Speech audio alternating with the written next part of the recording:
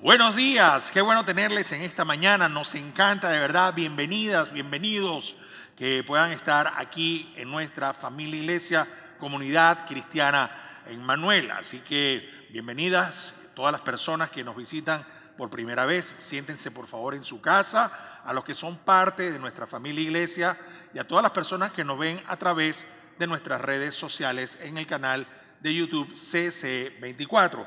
Y estoy muy emocionado porque vamos a comenzar una serie increíble. Saldrás de esta. Quizás es una frase que hemos dicho en ocasiones cuando estamos metidos en un atolladero, un problema, en una situación difícil. Y a veces para consolar a las personas le decimos, tranquila, tranquilo, vas a salir de eso, vas a salir de esta situación. Y precisamente creemos que este es una serie que va a bendecir muchas nuestras vidas, muchísimo nuestras vidas durante estos 4 domingos. Así que quiero comenzar contándoles una historia que es impactante y es el caso de Chaim Fester. Nació en una familia judía ortodoxa y fue criado en la ciudad polaca de Sosnowiec. Tenía 17 años cuando estalló la Segunda Guerra Mundial en 1939. De modo que la historia de nuestro amigo Fester dice que la Alemania nazi, cuando invadió a Polonia a mediados de septiembre de ese mismo año, del año 1939, Fester relata lo siguiente, dice que llegó el racionamiento a Polonia, la hambruna era generalizada en toda la nación y las enfermedades en todos los guetos, porque acuérdense que los judíos fueron llevados a guetos dentro de las mismas ciudades, dentro del mismo país de Polonia. Y nos dice que más tarde hubo una deportación de miles de polacos judíos, de familias judías polacas, a los campos de concentración. Él cuenta que teníamos cartas de racionamiento y no había mucha comida en las tiendas para poder cumplir con las raciones. No teníamos medicación, la gente se estaba muriendo y la vida era muy difícil. Y en un momento dado reunieron a varios líderes de la ciudad, los nazis, y les dispararon así sin más ni menos. Los agarraron los líderes, a las personas que tenían alguna asociación política dentro de Polonia y los fusilaron. Dice que su madre y su hermana desaparecieron y su padre murió de neumonía dentro de uno de los guetos. Nos cuenta Fester que a la edad de 20 años lo arrestaron los nazis y entre el año 1943 y 1945 vivió nada más y nada menos que en 8 campos de concentración.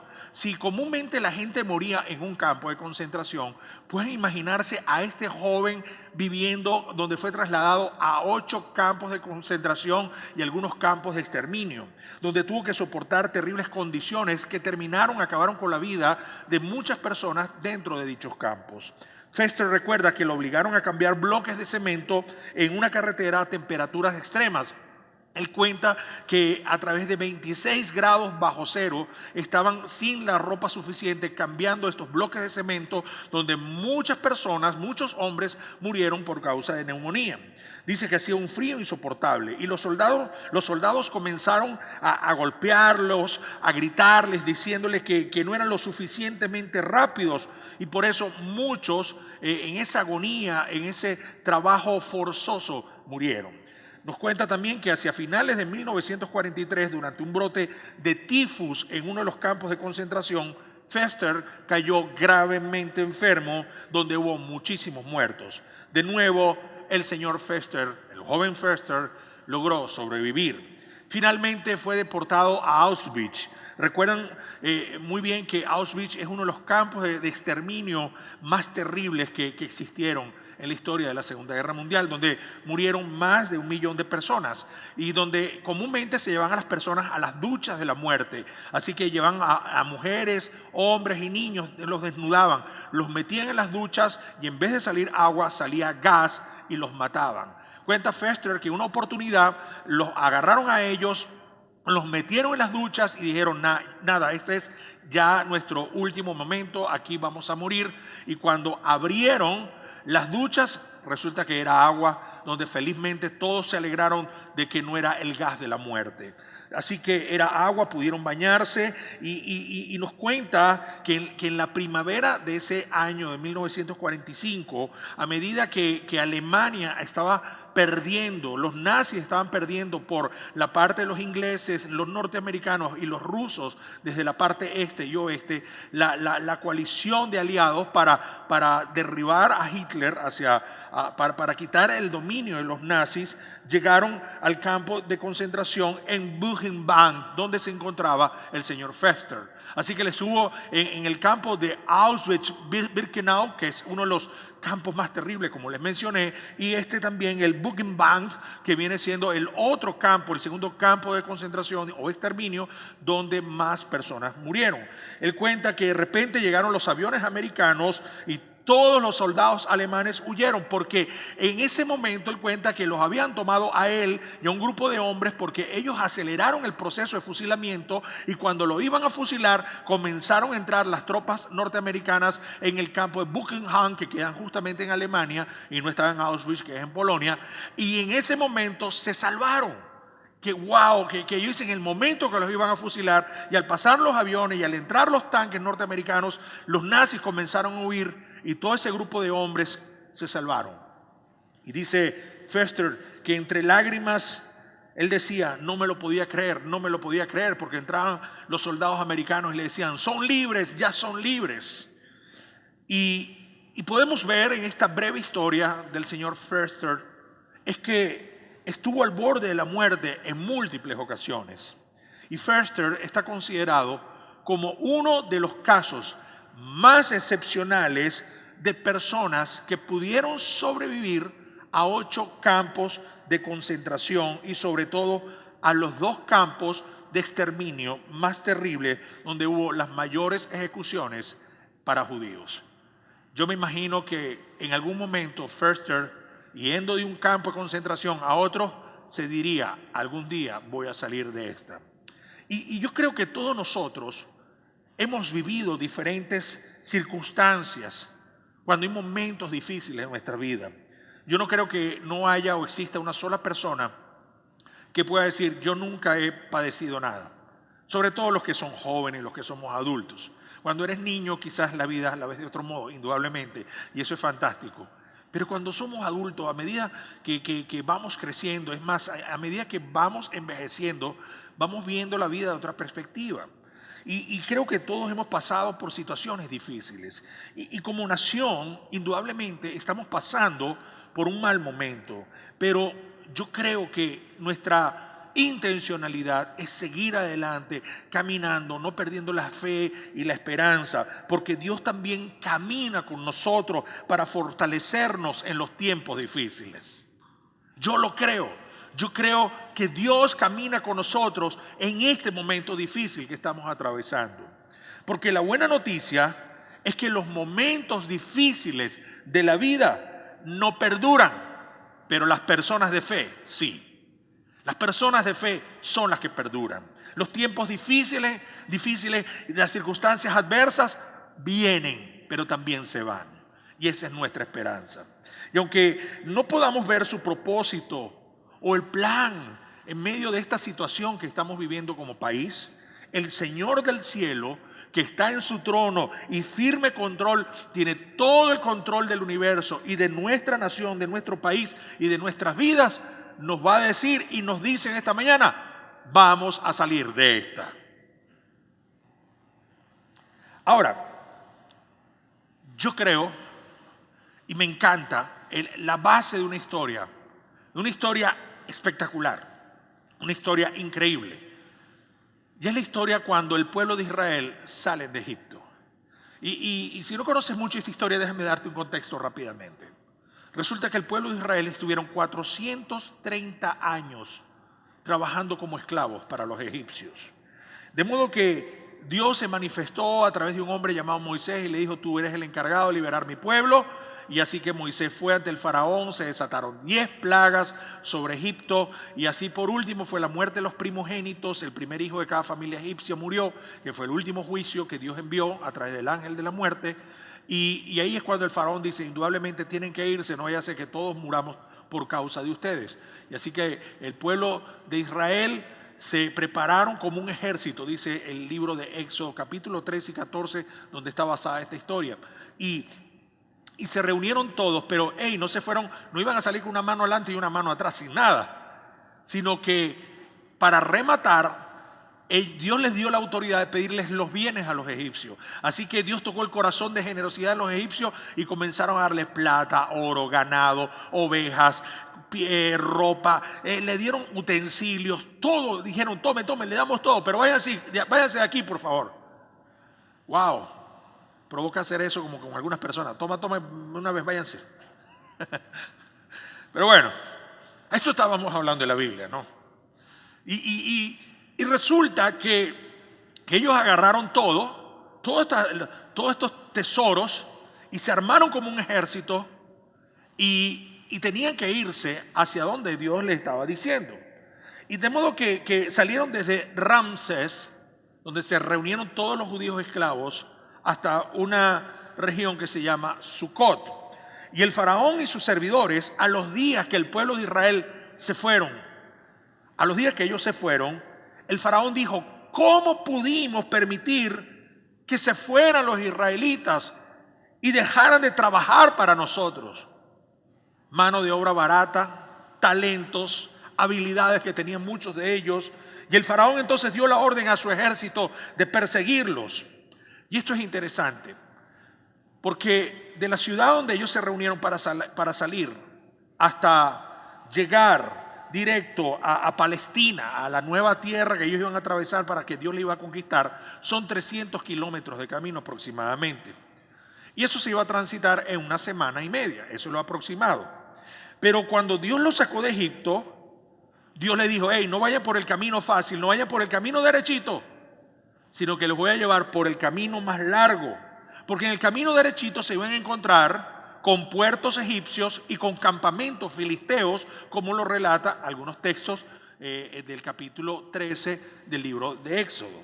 Así que el Señor le dice a Moisés, los voy a llevar por otra región, porque Dios los iba a llevar directamente hacia el desierto. Cruzaban el desierto y después el faraón dijo, nada, los llevo al desierto, ahí los agarramos y ahí los matamos y los llevamos cautivos a los que más necesitemos.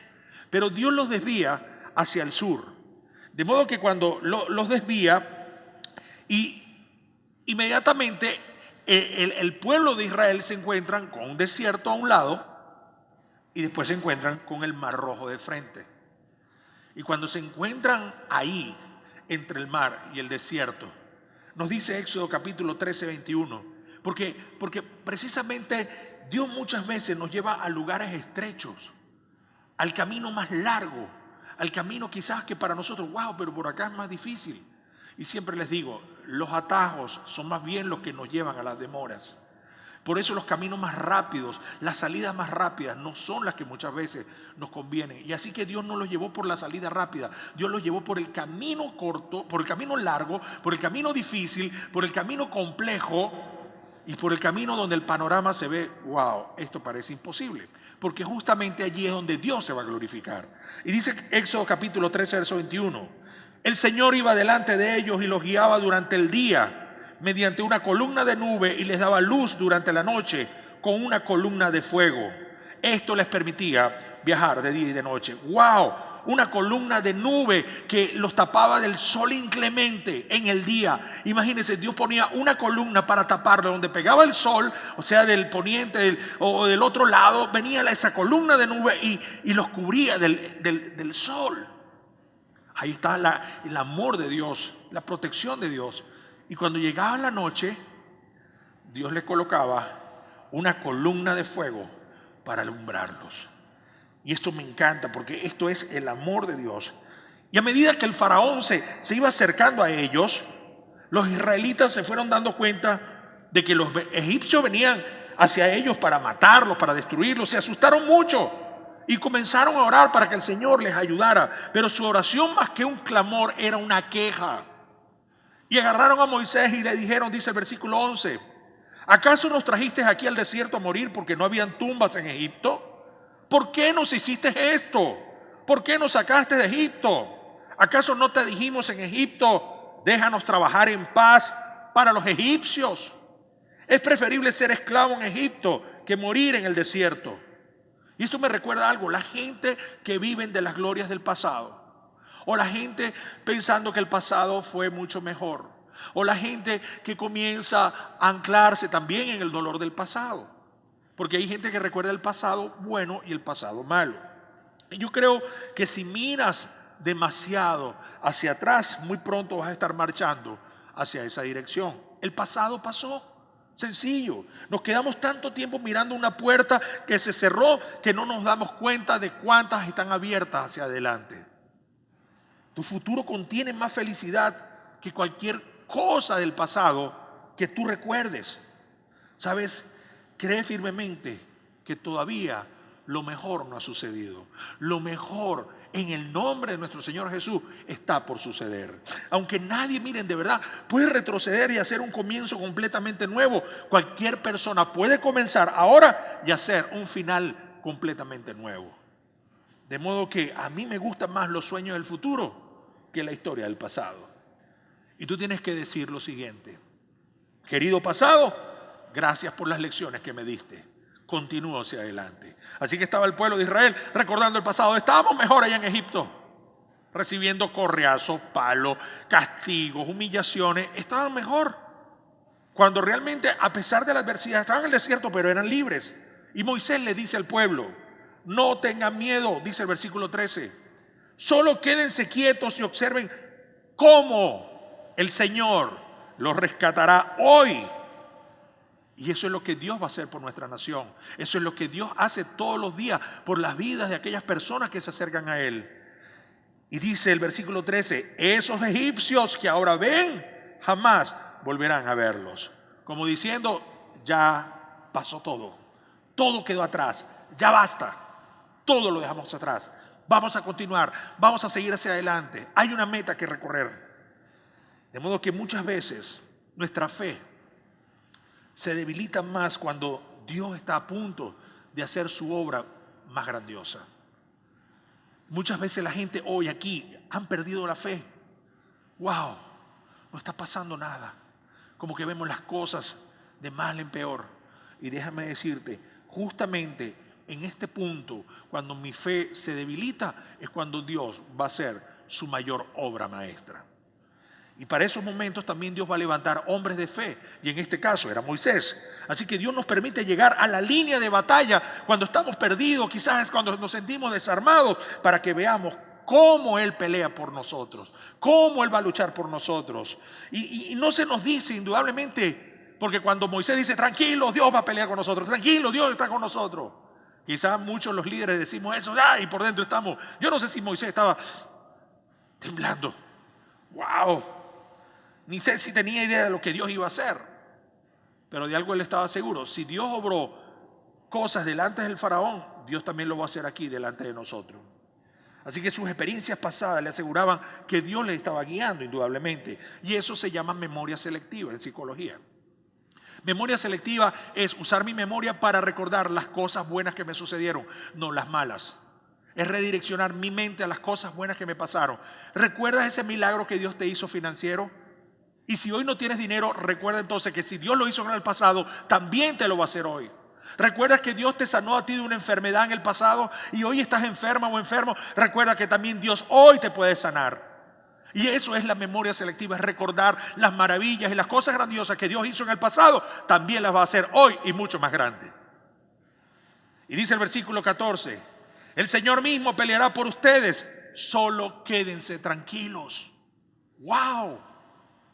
Quédense tranquilos, pero la tranquilidad no es un estado de pasividad, sino de confianza. Moisés tenía un nivel de fe por las señales que Dios le dijo que haría e hizo.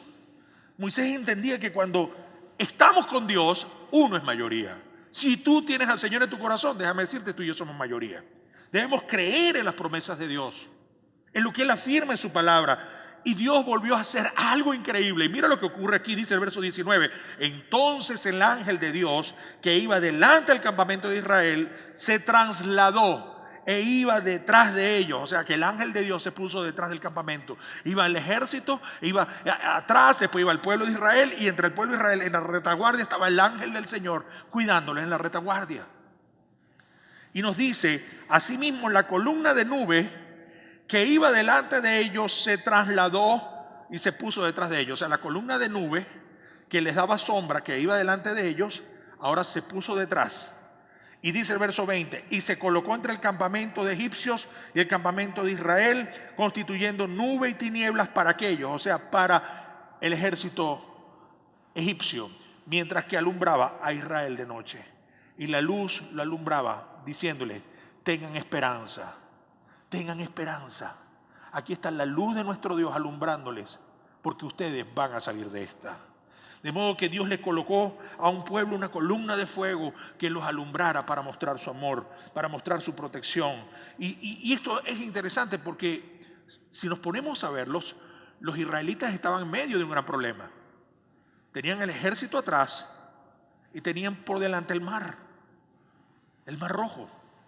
Estaban en medio de una situación. No tenían armas para luchar. Tenían 430 años de esclavitud. No sabían agarrar una espada. No tenían destrezas armamentísticas. No sabían conducir un carruaje egipcio, que era como un tanque de guerra hoy en día. No tenían ni la más remota idea ni siquiera de saber nadar, porque eran esclavos. ¿Cómo iban a cruzar el mar nadando? Se iban a ahogar. Le tenían pavor al mar. Y mi pregunta hoy es esta. ¿Qué hacemos cuando estamos en el medio del problema? ¿Qué vamos a hacer cuando estamos en el medio? ¿Qué hacemos como iglesia cuando estamos en el medio de esta situación?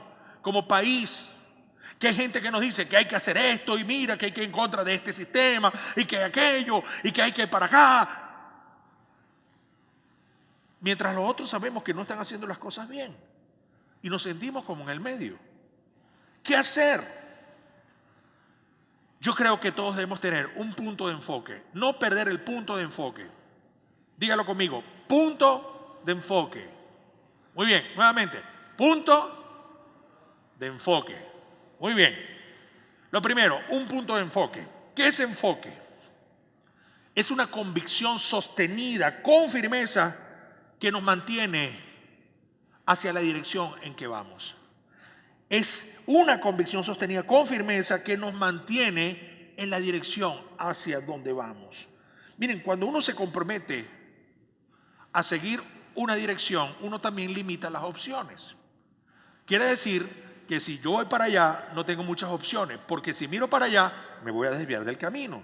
Y esto a su vez nos obliga a centrarnos porque tenemos una sola opción, o sea, estar concentrados. O sea, el enfoque determina tu dirección y eso lo saben muy bien los conductores. Yo recuerdo que muchos años atrás, cuando uno iba para Vargas, para el estado Vargas, ibas para el aeropuerto, ibas para la playa, ¿se acuerdan que saliendo de Katia, en esas curvas había muchos letreros? Y estoy hablando de los años 80, había muchos letreros, las chicas polar, y más de uno se estrellaba por estar viendo a las chicas polar.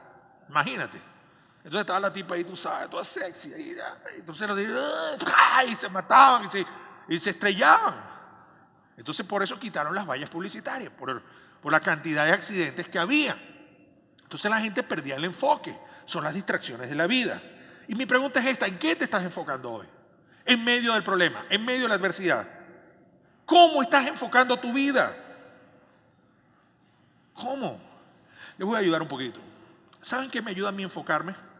Cuando me hago preguntas, y las preguntas son muy poderosas. ¿Qué trata de enseñarme este incidente que estoy viviendo? Eso me ayuda a enfocarme. ¿Qué me está tratando de enseñar este incidente que estoy viviendo? La segunda pregunta, ¿cómo yo puedo influenciar positivamente a una persona que esté pasando por lo mismo que estoy pasando o que pasé? ¿Cómo puedo influenciar? ¿Cómo puedo ayudarla? Y esta tercera pregunta para mí es poderosa. ¿Será que esta puerta que se cerró, será que esta adversidad que estoy viviendo me está ayudando para mi propio bien? Y todo depende de nuestra perspectiva. Porque es fácil preocuparnos. Yo no digo que estemos preocupados. Miren, preocuparse y meditar es la misma cosa, pero con direcciones diferentes, sí. Preocuparse y meditar es la misma cosa, pero con diferentes direcciones. ¿Por qué? Porque es verdad, la preocupación es enfocar tus pensamientos en algo y la meditación es enfocar tus pensamientos en algo, solo que tu preocupación los pensamientos se enfocan en los problemas. Tu preocupación, el enfoque es en base a los problemas. Y la meditación, tus pensamientos se deben enfocar en meditar para buscar soluciones potenciales. Soluciones potenciales. Tienes que enfocarte en cómo crecer más en fe. En medio de la adversidad, mi fe se debilita si estoy volviéndome tóxico con las noticias y mira, y tuiteo, y WhatsApp, y mira lo que dijo, y tal. Y eso mata mi fe, mata mi esperanza, me llena de angustia, me llena de rencor, me llena de odio. Pero ¿qué tal si yo agarro y digo, no, yo tengo que orar por esto? Señor, mira, yo quiero llenar mi corazón más de fe, de esperanza. Y comienza a clamar lo que dice el Señor en su palabra, las promesas de Dios de que Él hará justicia. Ese tipo de fe que enfrenta las circunstancias más difíciles, creyendo que Dios tiene la última palabra y que mi vida está en sus manos. ¿Qué tal si te enfocas en ayudar a los más necesitados en medio de esta adversidad? Voy a organizarme con mi iglesia, voy a organizarme con mis vecinos. Vamos a ayudar a los que están más necesitados. No hay medicina, bueno, vamos a buscar medicina y vamos a suministrar medicina a quienes lo necesitan. Vamos a llevar aunque sea una comidita, es el plan que ya estamos ejecutando para llevar comida a los colegios y todo esto. ¿Cómo puedo dar? Yo también tengo que enfocarme en lo bueno. En medio de la adversidad yo tengo que buscar soluciones potenciales. No puedo estar nada más, ser un eterno quejoso. Me quejo y me quejo de lo que está pasando en la vida. Enfocarme en aquel que necesita más que tú. Porque cuando tú ayudas al que necesita más que tú, despertará un enfoque de agradecimiento, de gratitud, agradecer. Y eso es liberador. ¿Por qué? Porque nos libera del control de las cosas que no tenemos. Las personas que valoran las pequeñas cosas de la vida, los que disfrutan los pequeños detalles, las personas que agradecen lo que tienen y lo comparten, son más felices. Y eso es enfoque. Voy a buscar mi felicidad también agregando valor a otros. Primero, llenando mi tanque de fe, y lo otro, bendiciendo a otras personas. Esto es lo que el apóstol Pablo dice en 1 Timoteo 6:6. Ahora bien, la verdadera sumisión a Dios es una gran riqueza en sí misma cuando uno está contento con lo que tiene. Eso es estar enfocado. Gracias a Dios por lo que tengo. Gracias a Dios por mi país. Gracias a Dios por mi familia. Gracias a Dios por mi iglesia. Gracias a Dios por mi municipio. Gracias a Dios por lo que tú me has dado. Señor, quiero llenar mi tanque de fe. Yo sé que las cosas van a pasar. Vamos a salir de esta. Pero mientras estamos en esta situación, también voy a aprovechar mi tiempo bendiciendo a otros. Eso es lo primero. Tener un enfoque. Tener un punto claro. Y esto es trascendental para mí.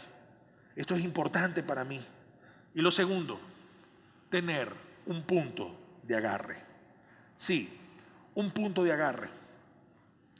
¿De quién nos vamos a agarrar en medio de esta situación? ¿Quién cree usted? ¿De quién? ¿Viste? De Dios. Por eso venimos a la iglesia.